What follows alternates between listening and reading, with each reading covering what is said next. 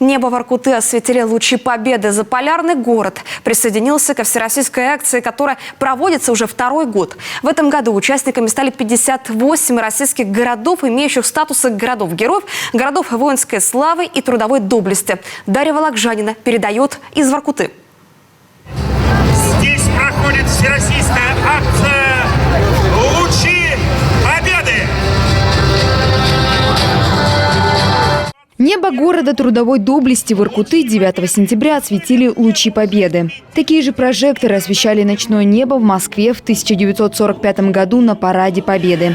Они стали символом мира и чистого светлого неба. Патриотическая акция проводится в стране второй год, 24 июня. Северные города акцию переносят из-за белых ночей. Дата в столице Заполярья выбрана не случайно. Приурочили ее к Международному дню памяти жертв фашизма. Это, безусловно, важное мероприятие, которое хранит прежнюю память и мотивирует наших людей на борьбу с фашизмом сейчас. Сейчас с той фашистской нечистью, которая даже цинично, не стесняясь, на переданной Европе техникой рисует кресты.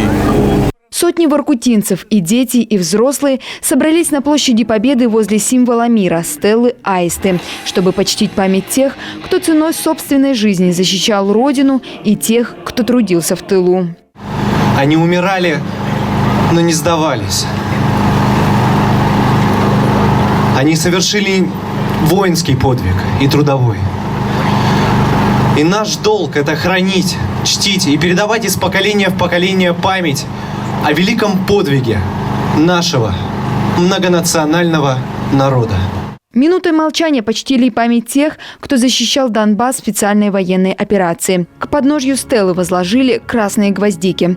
Памятное мероприятие станет новой традицией по случаю присвоения городу статуса «Город трудовой доблести». Напомним, указ о присвоении звания Владимир Путин подписал год назад. Дарья Вологжанина, Ирина Шумихина, Кирилл Нифонтов, телеканал Юрган, Воркута.